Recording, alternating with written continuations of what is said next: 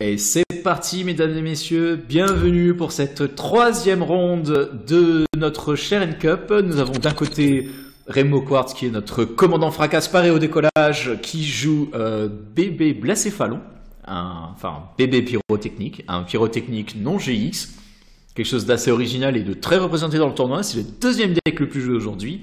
Et de notre côté, Hawks, Arc sur TCGO, qui lui joue ADP Zacian, Arceus Dialga-Palkia avec Zacian V. Et c'est le premier deck le plus représenté. Donc aujourd'hui, pour ce match-là, c'est le match des deux stars du tournoi. Le match des titans. Voilà. Et donc nous sommes toujours à l'antenne avec Dharma Quiz, Zang, Ball, votre serviteur, et Itiel, notre cher Co, qui est là pour vous servir. Enchanté. Donc parlons un petit peu. Comment tu penses que le match va se passer? Quel deck a le plus de chances d'avoir un petit avantage dans cette situation entre les deux? Alors, faut pas se mentir, si les gens jouent autant Baby Blacéphallon, c'est parce qu'ils pensent avoir un bon match-up contre ADP Zacian. C'est probablement un des plus mauvais match-up qu'ADP Zacian peut rencontrer, mais ADP Zacian étant ADP Zacian, il peut quand même gagner contre ce deck. ADP Zacian peut évidemment gagner contre n'importe quoi parce que le deck est si fort. Donc, je dirais léger avantage pour Léona. Et la round 3 d'ailleurs vient de commencer et Hawks a décidé de commencer. Ouais, ce qui est logique. C'est vrai que là, tel qu'on peut le voir, ADP Z, c'est pas parce que ADP a décidé de lancer une nouvelle série ADP Z et une nouvelle série ADP GT et ADP Super, ça c'est pour plus tard, mais c'est parce que le Z de Zacian V a une jolie faiblesse feu qui va tout changer dans cette game, qui va avoir un impact énorme. Donc on va voir un petit peu comment ça va se produire et on va voir déjà comment notre cher Hawks va se mettre en place.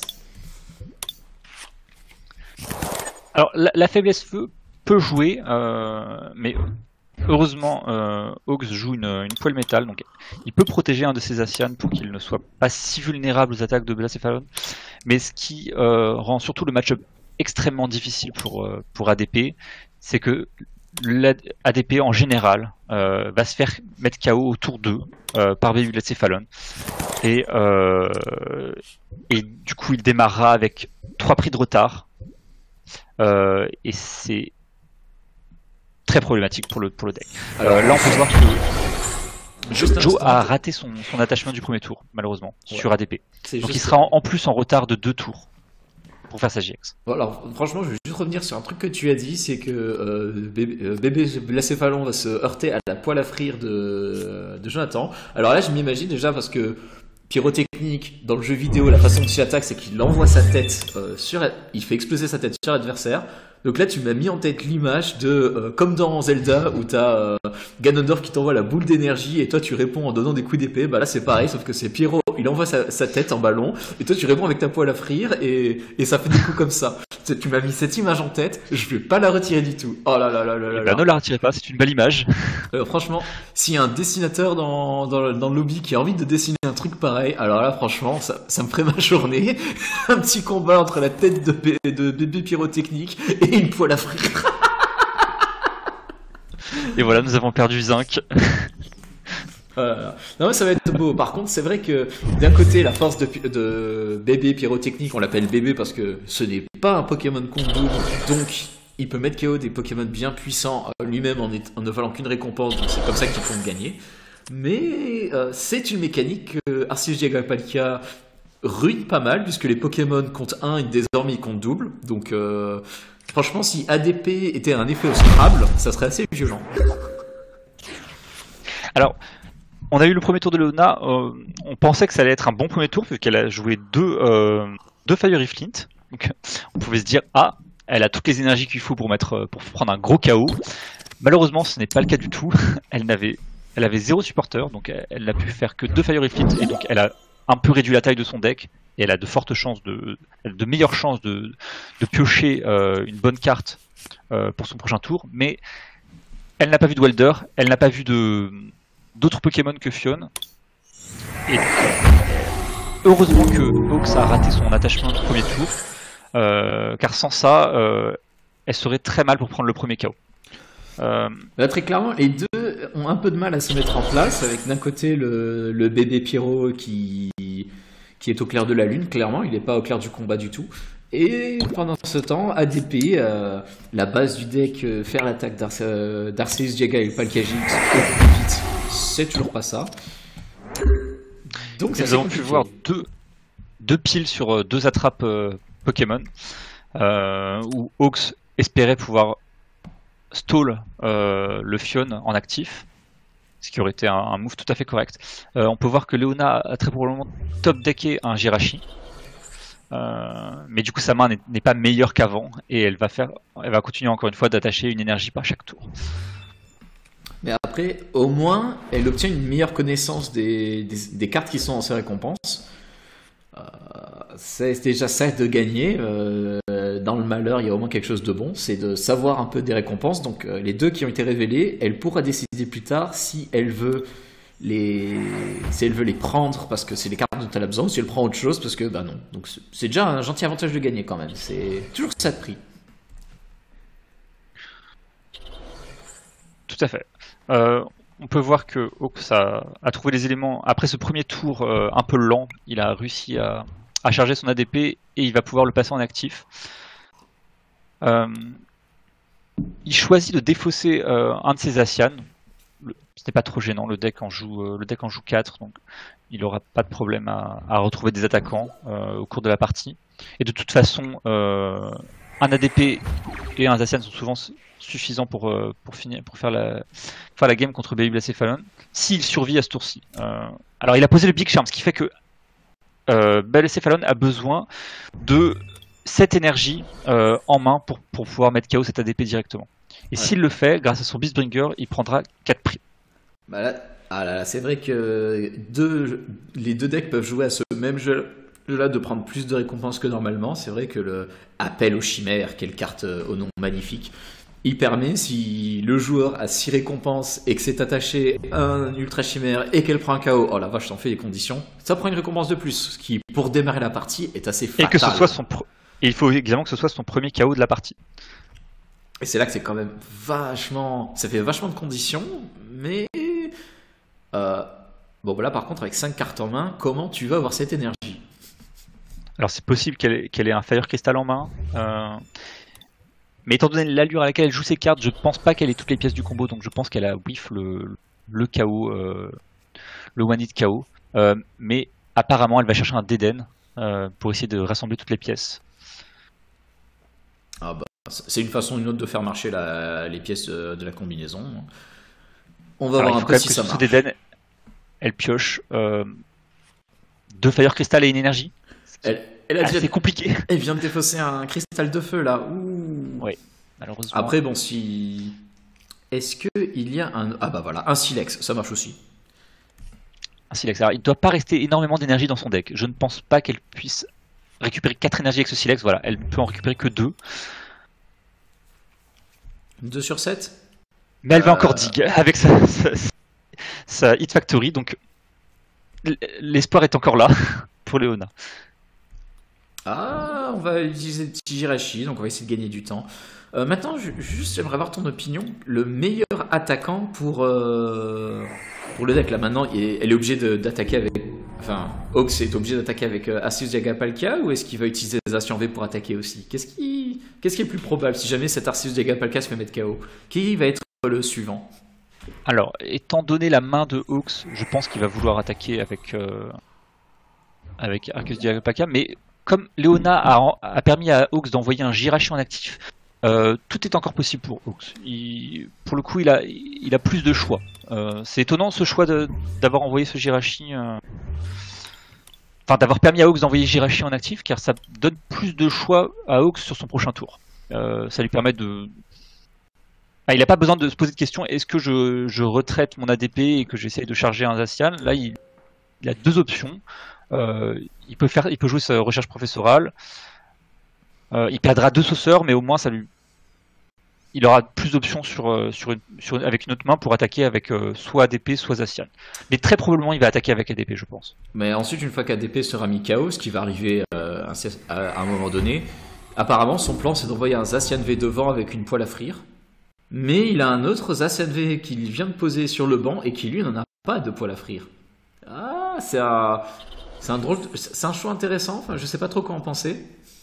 Alors malheureusement, Leona est dans une très mauvaise posture parce qu'elle n'a pas réussi à prendre 2 premiers KO du tout. Et donc là, si ADP prend un prix chaque tour, Un KO, en fait tu veux Leona dire. perd. Un KO, Prend un KO chaque tour, pardon, prend 2 parce prix que, chaque tour. chaque KO compte double ici dans ce match, sauf contre Deden où Oh, le et en KO plus, sera c'est triple. c'est la goutte qui fait déborder le vase. Il prend le KO en plus sur l'attaquant, Sur celui qu'il fallait pas. sur le Blacéphalones qui a le Beastbringer, donc impossible pour Leona de prendre 4 prix derrière. Et donc il faudra que Leona fasse 3 attaques pour finir la game, ce qui est relativement impossible face la à vache. ADP qui lui en faut plus que 2 pour finir la game. Mais t'as vu ce qu'il a eu dans ses récompenses? Il a eu exactement 2 attrapes perso, donc là, il peut continuer gentiment sur sa lancée. Il peut choisir de mettre devant cet autre bébé pyrotechnique. Donc là, ça va être très coton pour Leona. Ça va être coton maximal. Ouh là là Alors, là là, ça va être les compliqué. custom catchers seront inconséquents parce que tout dans le deck de Leona se fait one shot par ADP, sauf j'allais dire sauf peut-être Victinivé, mais en fait Victinivé se fait pas one shot par ADP, mais il se fait one shot par Zacian. Tous les attaquants de Leona se feront mettre KO directement. Et à ce niveau de la partie, Hawks a juste besoin de déclarer une attaque chaque tour pour prendre ses 4 derniers prix. Ouais, mais de l'autre côté, il peut aussi, avec les attrapes perso, il a aussi l'option de prendre un pyrotechnique qui a des énergies sur le banc et qui n'a pas attaqué. Donc si Léona n'attaque pas avec ce pyrotechnique, il est déjà mort. La partie elle sera encore plus vite terminée. Oui, la seule chance pour Leona de survivre dans cette partie, c'est que après avoir mis KO ADP ce tour-ci, Ouh, attends. Qu'est-ce que c'est que ça? Elle a une main énorme. Ah, vise sa main, alors je serais... Oh là là là là. Est-ce qu'elle a toutes les énergies pour faire la razzia là? Est-ce qu'elle a toutes les énergies? Oh là là là là. Suspense, c'est là. je pense qu'elle ne jouerait pas ses Fire Crystal et ses récupérations d'énergie si elle n'avait pas le chaos. Donc je pense qu'elle l'a. La question pour Hawks le tour d'après, ce sera de...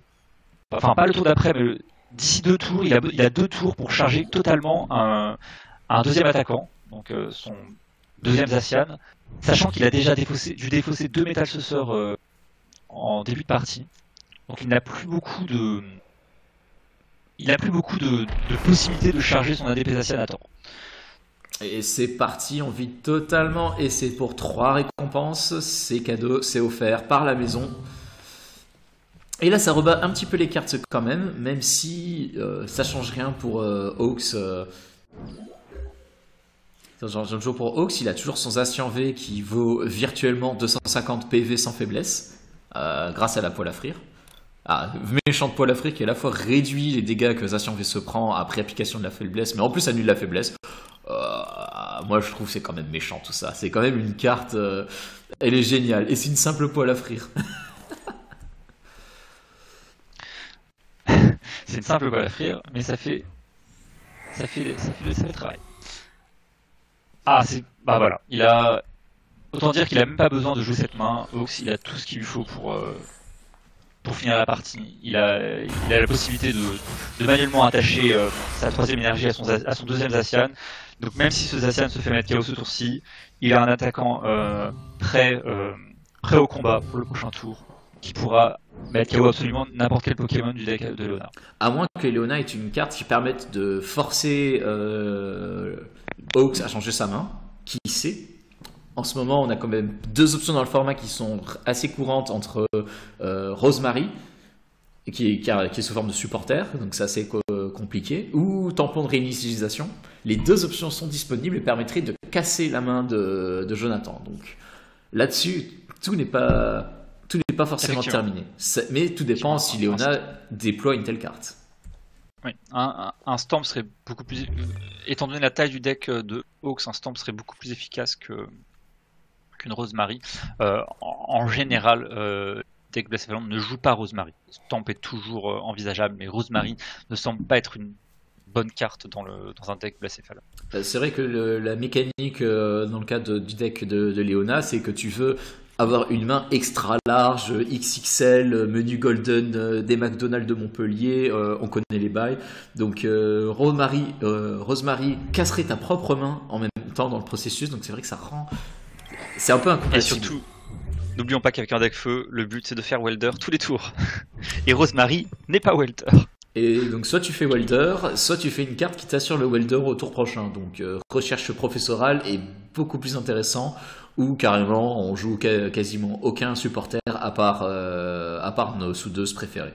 Donc c'est vrai que là-dessus c'est un peu compliqué de jouer d'autres supporters que soudeuses, et ça donne des supporters vraiment assez forts pour que ça vaille le coup. Donc là, Tout à fait. vas-y. Non, je me demande quel est le plan de jeu de Léona à ce niveau. Peut-être qu'elle espère que Joe n'est pas. Elle espère peut-être que Joe n'ait pas l'énergie à attacher sur son Zacian. Je pense qu'elle a le temps, de toute façon. C'est un match-up qui se joue assez rapidement. Donc en 50 minutes, de toute façon, ils ont le temps de. Elle n'a pas de raison d'abandonner à ce niveau-là. Elle peut très bien se dire que Joe n'a pas l'énergie qu'il faut pour l'énergie ou le switch qu'il faut pour pouvoir mettre KO celui qui y va. Mais elle prend encore un tour de retard en n'ayant pas pu mettre KO ce Zacian. Donc c'est et Joe avec le move du disrespect. il fait venir un Jirachi en actif, simplement retraiter sur son autre Zacian et mettre KO le G. Et c'est ainsi et c'était pour bien appuyer sur le fait qu'il avait tout en main et qu'il aurait pu mettre KO n'importe quoi sur le banc de Léona. Et comme disait le grand philosophe Confucius, Omae wa mo shinderu. Nani. Voilà, donc là c'était assez fortiche. On suppose que donc là le lancer de pièces que vous voyez n'a pas d'importance puisqu'on simule un 2 manches gagnantes en laissant les joueurs s'accorder entre eux sur qui va vraiment commencer. Exactement, et Léona a choisi de commencer. Voilà, ce qui est un choix pertinent puisque même si Léona ne joue que des Pokémon de base, c'est quand même un Pokémon de base qui demande beaucoup de ressources pour se mettre en place. Et surtout, on ne veut jamais laisser ADP commencer parce que ça lui donne un avantage. Ouais, on dirait il y a ça, et puis il y a ça aussi. Finalement, même si on ne peut pas jouer de supporter au premier tour, ça reste quand même intéressant de plus facilement réunir les cartes en main pour huiler son deck. Donc c'est toujours intéressant de commencer contre ADP. Magnifique départ, Jirachi contre Jirachi. C'est un départ qui ne révèle pas grand chose, sauf que c'est la deuxième partie, donc on se fiche que ça ne révèle pas grand chose. C'est au moins un départ qui nous dit que nous aurons un match et que aucun de ces deux joueurs ne va avoir de main morte, ou au moins aucun ne va avoir de main morte très longtemps grâce à son Jirachi. Hawks a une main assez particulière. Il a besoin de trouver au moins un supporter, mais surtout il aura besoin de trouver un autre Pokémon, parce que sinon il ne survivra pas 2 tours face à Veilleux et à ses femmes. Mais qu'est-ce que tu racontes? Il a plein de cartes pour attraper les Pokémon du bras adverse. C'est la meilleure main du monde, c'est évident. Attrape perso, attrape Pokémon, attrape perso, attrape Pokémon. Bon, après, l'attrape perso, je suis mauvaise langue. S'il vide sa main complètement, il peut l'utiliser pour piocher 3 cartes. C'est vrai, c'est une possibilité. Et puis c'est pas très punitif dans ce match-up où de toute façon ADP va faire sa Gix et puis ensuite va attaquer 3 fois des petits Pokémon, donc ça change absolument rien. La trappe perso, son effet plus puissant de mettre qui tu veux en actif est pas si nécessaire que ça dans cette partie. Alors, Hawks regarde son deck et étudie ses options. Il a le choix entre aller chercher d'Eden et se faire une nouvelle main et espérer toucher ADP, énergie et idéalement Zacian, ou alors uniquement aller chercher ADP et attacher l'énergie. Il pourrait stall avec attrape Pokémon en espérant que son Jirachi se fasse pas mettre KO le tour d'après. Non, il choisit la route la plus sûre et d'aller chercher des thèmes. Je pense que c'est plutôt logique. Il va essayer d'amener l'Absol en actif. Quitte à avoir plein de cartes inutiles en main, autant embêter l'adversaire au passage. Et c'est vrai que laisser Jirachi devant, c'était pas une bonne idée. Là, maintenant... Et il touche absolument tout. Il touche le Zacian, la DP, l'énergie. C'est absolument parfait. Par contre, il fait le choix de ne prendre qu'un seul ADP sur son appel des escouades. C'est assez étonnant. Et il ne prend pas de supporter du tout là-dessus. Il aurait pu éventuellement prendre Cynthia et Persilia. Alors, je n'ai pas vu s'ils étaient prisés. Peut-être que Cynthia et Persilia étaient prisés, mais il aurait au moins pu prendre le deuxième ADP pour réduire la taille de son deck et parce que ça aurait pu être une carte à défausser sur une rapid ball. Ouais, c'est vrai. C'est assez étonnant de. Il s'est jeté sur l'ADP et il s'est dit un ADP c'est suffisant. Donc bon, c'est assez étonnant d'avoir vu ça de la part de Hawks. Mais c'est vrai qu'il aurait pu éventuellement prendre un ADP juste pour utiliser une rapid ball, le défausser, ne rien chercher dans le deck et récupérer d'autres cartes. Non, en fait, ça change pas tant de choses que ça finalement. Peut-être qu'il préfère se garder l'option au cas où il va devoir faire ADP chargeant un autre ADP plus tard. On sait pas. Il y a des options quand même. Il y a des possibilités. C'est très risqué. C'est très risqué de poser 2 ADP dans ce match-up parce que ça veut dire que le Babyless Fallen n'a plus que 2 attaques à annoncer pour gagner la partie. Tandis que si on ne pose qu'un ADP et plusieurs Asian, il doit annoncer 3 attaques au minimum pour gagner la partie. Donc, poser 2 ADP dans ce match-up est très risqué. Ouais, mais après, tout est risqué de toute façon, puisqu'il n'a quand même qu'une seule poêle à frire et plusieurs Asian V. Donc s'il doit attaquer avec plusieurs Asian V, mais qu'il ne pourra en protéger qu'un seul, c'est quelque chose que Baby et Pierrot pourraient contourner. Donc c'est compliqué. Parfois, il y a un peu d'instinct qui doit rentrer en compte pour décider, tellement c'est compliqué de prendre une décision, j'ai l'impression. Alors là, il doit faire un choix. Est-ce qu'il pose d'Eden et qu'il essaie de creuser son deck un maximum pour essayer de trouver un switch? Parce que là, tout ce dont il a besoin, c'est un switch. Ou est-ce qu'il joue Professor's Research directement, il défausse d'Eden et du coup, il n'aura pas la possibilité de creuser davantage avec d'Eden après le Professor's Research. Il peut très bien sauver son d'Eden grâce à Gurutan. C'est un play qui est totalement viable. Ce qui fait qu'après Professor's Research, il aura un moyen supplémentaire de draw avec d'Eden. Ça, le Gurutan, c'est vraiment une option qui va faire plaisir à pas mal de joueurs, parce qu'on a eu des cartes qui font défausser plus agressivement ta main dans le format, mais avec Gurutan, on peut décider de replacer une carte de notre main au-dessus du deck, puis ensuite jouer notre d'Eden GX ou notre recherche professorale. C'est vraiment des petits coups fourbes un peu comme ça, mais qui sont vachement profitables. Il a choisi de ne pas poser de deuxième d'Eden et donc de le défausser, mais il n'est pas puni par ce choix parce qu'il pioche un échange. Voilà, et en plus de ça, de toute façon, son banc est plein. Alors, il choisit. Étonnant. Donc, il choisit de ne pas faire la JX d'ADP à ce moment-là. Peut-être que son plan est de mettre d'abord KO Babyless Fallen avec Ultimate Ray. C'est vrai qu'il avait. Peut-être qu'il a choisi une approche différente. Peut-être qu'il se dit mon adversaire doit avoir toutes les pièces pour me mettre KO directement. Donc je vais essayer de taper ces Babyless Fallen et de tenir sur la durée comme ça, en éliminant le plus d'attaquants possible de Leona. C'est possible qu'il se dise ça. Ou peut-être qu'il essaye d'avoir la grande amulette pour avoir un peu plus de PV sur son ADP et qu'il survit un peu plus longtemps. C'est peut-être ça qu'il essaye d'obtenir. C'est aussi une autre possibilité. Peut-être, mais attendre un tour de plus à sa Babyless Fallen, c'est lui donner un tour pour réunir les pièces nécessaires pour prendre le KO en un seul coup. Donc je pense que c'est plus risqué d'attendre un tour de plus et essayer de choper son amulette pour avoir 30 PV de plus que de laisser un tour de plus à Babyless Fallen. Parce qu'on verra, mais il n'avait pas une main extrêmement volumineuse. Il n'avait que, je crois, 4. Enfin, Leona n'avait que 4 ou 5 cartes en main. Je pense que la JX était assez safe au final, mais l'avenir nous le dira. Ou nous le dira pas. Après, il faut voir un peu ce qu'il compte faire. S'il compte utiliser la première attaque d'ADP maintenant au lieu de la GX, ça veut dire que Leona a été obligé de booster, de remplir complètement en énergie un pyrotechnique qui aura pris une seule récompense, qui est pas très rentable du tout, et donc ça rend la mise en place d'un deuxième pyrotechnique très compliqué, ce qui est une façon aussi de gagner du temps sur le long terme, en forçant Leona à à réunir des énergies qui ne serviront à pas grand chose. C'est aussi une possibilité. Oui. Tout à fait, mais au final il part. Alors c'est étrange parce que il aurait pu faire sa GX le tour d'avant, mais il décide là de la faire ce tour-ci, où Leona a plus de cartes en main et un board plus développé. Au moins il a fait sa JX, il est paré pour les 3 prochains tours. Donc là, Leona, c'est à Leona de répondre. Elle doit prendre un KO chaque tour. Et elle doit prendre idéalement 4 prix sur sur cet ADP avec Beastbringer.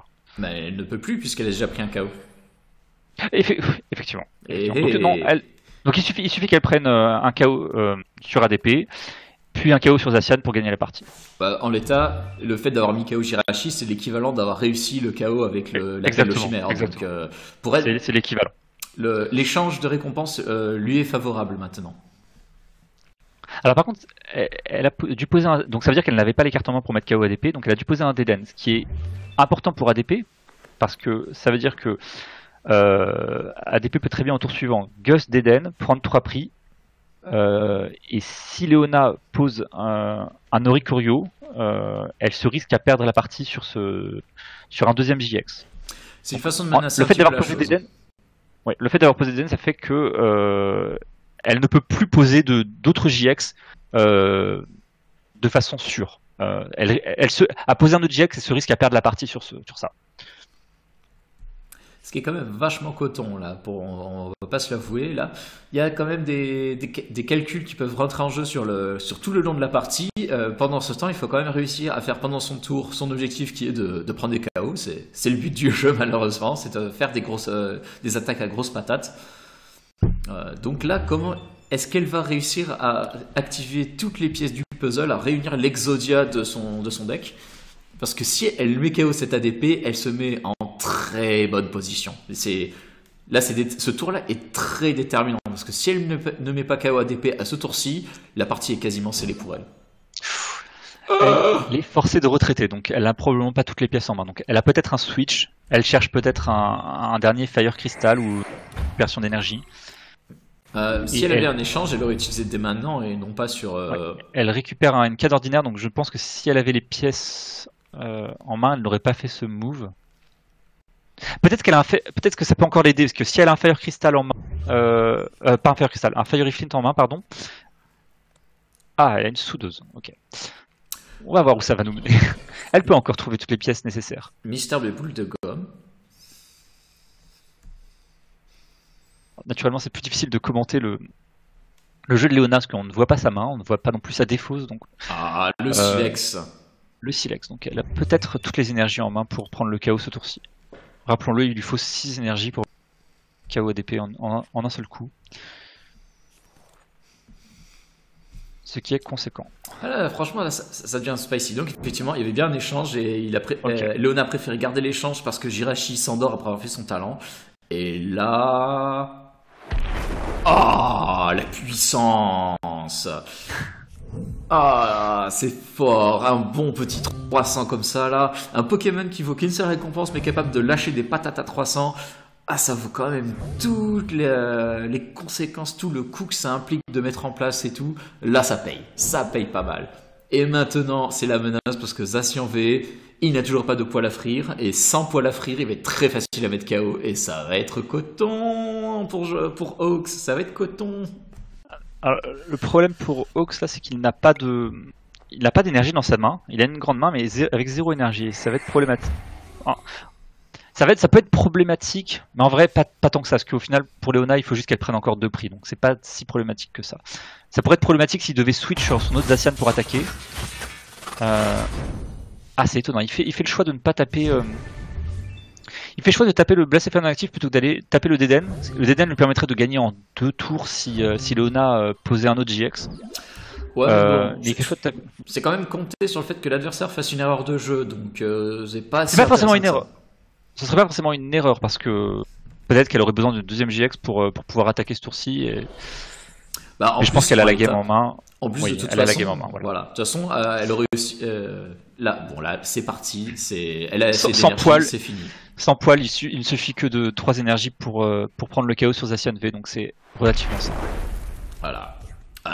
250 x 2, bon bah, jusqu'au bout, hein. C'était le petit plaisir de Hawks à la première partie de montrer comme il avait la puissance, et ben maintenant c'est Leonota. 2 personnes. Les 2 joueurs se BM mutuellement. Voilà, enfin c'est beau à voir, ça c'est beau, c'est du beau jeu. Là on est bien, donc là je suppose que Jonathan va vouloir commencer cette partie-là. C'est en tout cas ça. Très, très certainement. Voilà. Patientez, votre adversaire charge le jeu. Imagine que l'adversaire utilise attaque charge sur le jeu, c'est compliqué. On est bien. Et comment... Ouh, ça c'est un départ atypique. Ah, c'est une bonne main pour Hawks parce qu'il a l'amulette, il a la façon d'aller chercher ADP et il a l'énergie du tour. Et il peut activer Zacian pour piocher plus de cartes à la fin du tour.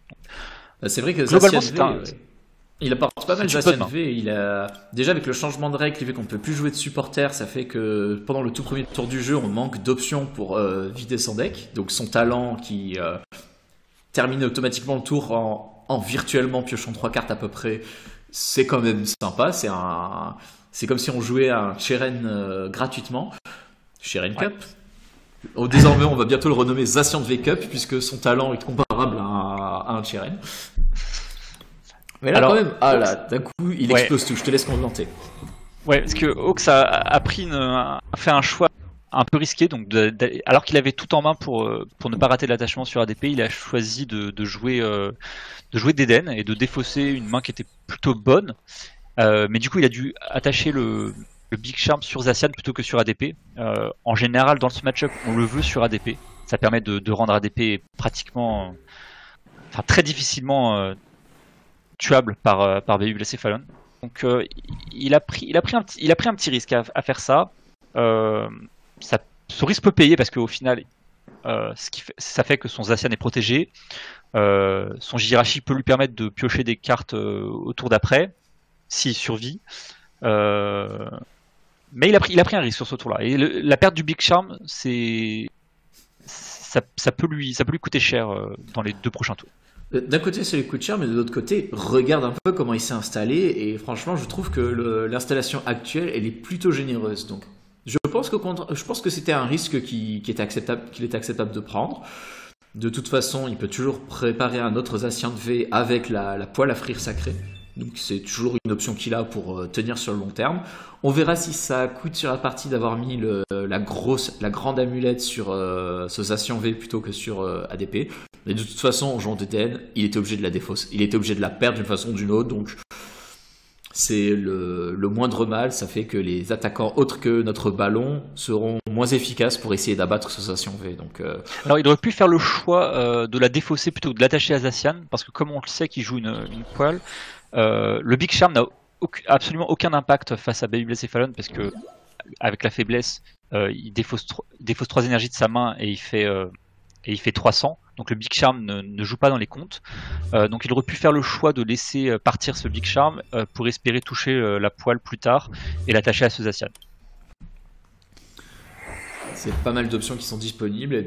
Après, de l'autre côté, ça avait quand même la pression sur notre commandant Fracasparé au décollage, notre cher Léona, qui doit absolument réussir à se mettre aussi bien en place que Hawks a pu le faire. Bon, Hawks c'était assez facile, une énergie du tour, un talent de Zacian V qui fournit une énergie. Il s'est mis généreusement bien. Mais, joli, elle a réussi à avoir le skateboard. Et l'appel aux chimères. Malheureusement, elle n'a pas pu trouver Absol, ce qui fait que Hawks a la JX améliorée garantie grâce à Guzmaela. Et de toute façon, il a trouvé un switch sur son Jirachi, donc de toute façon, ça n'aurait pas eu d'incidence. Hawks se met très bien là. Donc... il est dans une position assez favorable. Il a pas mal de cartes intéressantes en main. Effectivement. Il décide de la jouer sûre en allant chercher directement l'énergie spéciale, le skateboard. Son choix de défausse peut être important pour la suite. Va-t-il... Ok. Je pense que les meilleurs choix, c'est Zacian et Gouroutan. Je pense que le switch... Ou alors le switch aurait pu être un choix intéressant aussi. Mais je pense que c'est intéressant de garder le stamp parce qu'il risque de se faire mettre KO son ADP au tour d'après. Donc garder le stamp aurait pu être intéressant. Et là, il a décidé d'aller prendre la poêle métal, mais il n'a personne sur qui la poser. Donc il risque de devoir la défausser le tour d'après en jouant recherche professorale. Donc c'est un choix questionnable d'avoir été chercher une poêle métal ce tour-ci. Je suis étonné quand même qu'il ait été allé chercher la chapelle des châtiments, mais il n'a pas récupéré l'énergie boréale pour défausser cette chapelle des châtiments et se vider un peu la main, mais il a préféré prendre une autre énergie et garder la chapelle. Est-ce qu'il compte annuler, contrer un stade de Léona en jouant sa chapelle des châtiments derrière ou... Franchement, Alors, le seul stade qui voudrait contrer, ce serait Hit Factory. Il a raison de ne pas avoir joué la chapelle directement, je pense que ça n'aurait pas vraiment d'incidence. Par contre, il a choisi de stamp Léona. Alors, je ne me souviens pas de ce que Léona avait récupéré en main. Donc peut-être qu'il a vu elle avait trop d'éléments du combo pour prendre le KO sur ADP. Donc il a décidé de jouer le stamp maintenant plutôt que de le jouer après. Donc il espère que son ADP survive ce tour-ci. Je pense qu'il a surtout vu qu'après, derrière le Deden GX, Léona n'a pas beaucoup joué de cartes qui sont dans sa main, il est resté conservatif, donc il y avait des chances que Léona avait la soudeuse et des énergies en main, donc il s'est dit dans le doute. C'est une main qui avait l'air très Si Léona avait des cartes qui étaient jouables pendant le tour 1, elle les aurait posées, donc c'était plutôt des cartes à jouer pour le tour prochain. Il a tenté. On verra si ça a été une bonne décision ou pas. C'est un calcul. Peut-être qu'il s'est dit que de toute façon, il allait devoir le jeter, donc autant le faire au plus vite en espérant que ça ralentisse. On verra. On verra. Il manque. Donc je pense que Léona cherche son welder. Donc elle espère sur ce Jirachi toucher welder. Voilà.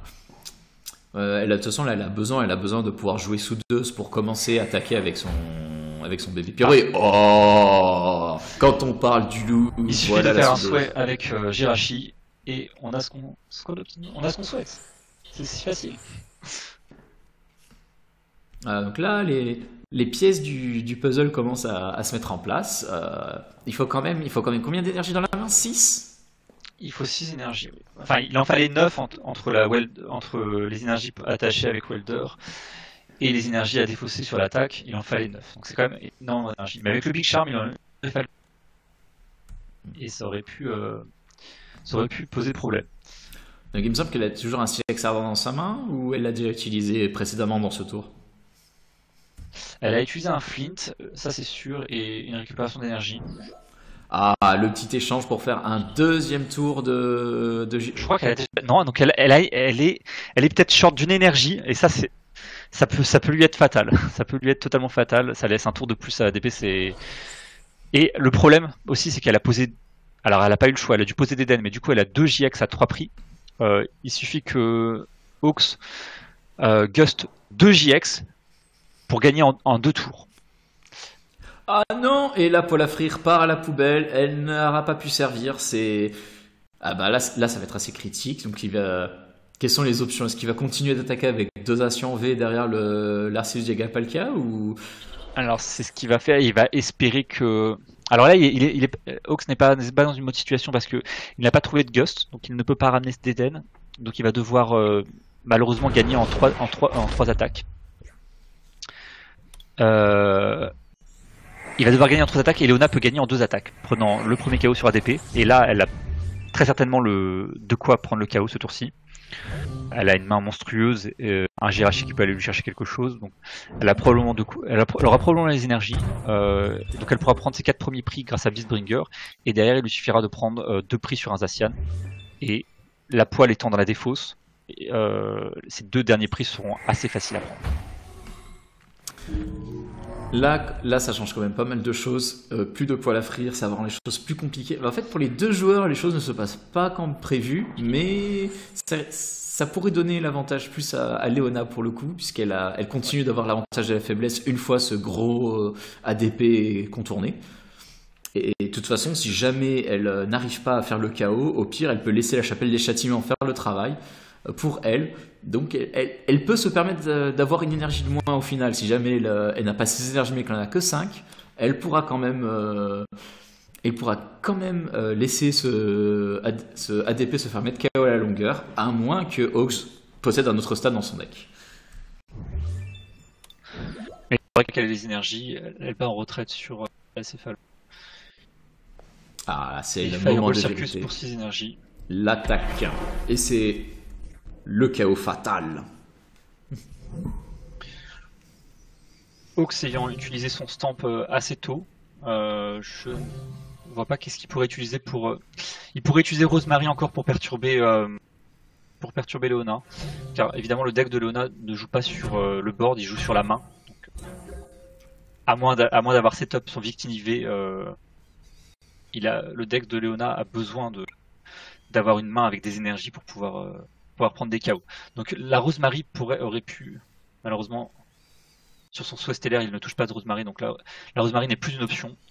Il va devoir espérer que Leona n'ait pas les énergies qu'il faut pour mettre KO un Zacian, sachant qu'il n'en faut que 3. Ça me semble assez compromis. Donc là, il fait le choix de prendre recherche professorale. C'est un choix qui m'a l'air assez désespéré, j'ai l'impression. Je pense pas qu'il va la jouer, parce qu'il n'a besoin de. Enfin, il n'y a rien dans son deck qui puisse l'aider à ce stade-là. Donc, il va peut-être jouer Cynthia et Persilla et attaquer avec Zacian et espérer que Leona n'ait pas le welder. Non, Leona n'a même pas besoin de welder. Elle a juste besoin d'une énergie à attacher sur Victinivé pour prendre le KO sur un Zacian. Sur un Zacian totalement chargé. Donc là, il va être obligé de compter sur la chance enfin, sur la malchance adverse. C'est sa seule option en fait. Il va espérer que sur une main de cette carte, il y ait 0 énergie ou 0 moyen. Ce qui est peu probable, mais il n'a pas trop le choix.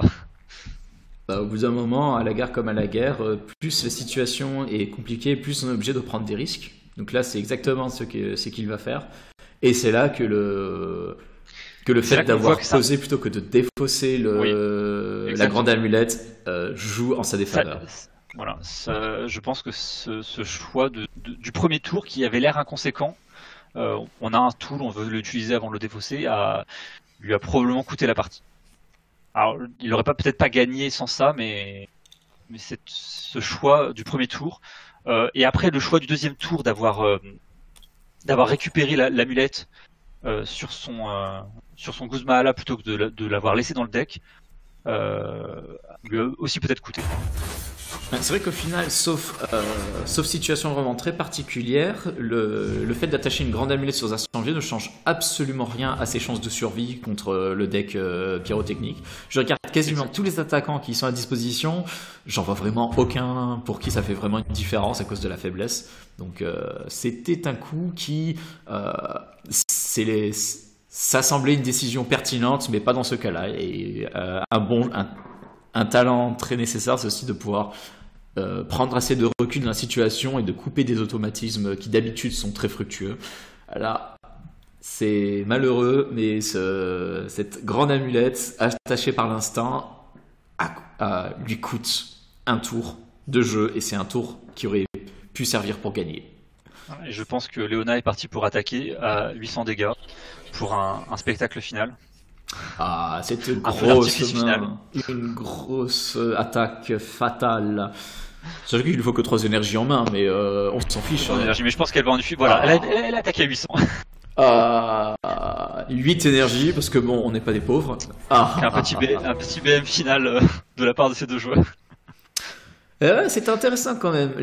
Malgré la faiblesse, c'était quand même assez tendu, surtout par le fait qu'il y ait une petite poêle à frire dans le ADP Zacian de Jonathan, et je pense que c'est quelque chose qui est pas mal, qui rend le match plus équilibré, et qui au final, c'est le flow de la partie, le fil du jeu a plus d'importance finalement. La faiblesse est assez mitigée dans ce cas-là, avec juste une poêle à frire. Je pense que c'est quelque chose d'assez intéressant à observer. Merci. Le match était intéressant, et il aurait pu basculer dans les deux sens. Mais bon, léger avantage à Blesséphalon, comme on a dit au début du match, et ça s'est révélé. Voilà, donc c'est ainsi que se termine la 3e ronde de merci ce à match. tous de nous avoir suivis. Voilà, merci de nous avoir suivis. On va avoir une gentille... On va vous laisser pour la pause déjeuner. Une gentille pause repas que nous allons tous apprécier pour bien manger pendant une bonne heure. On se retrouve à partir de 13h30 pour la suite, pour la ronde 4. Et on va vous choisir un petit match épicé aux petits oignons.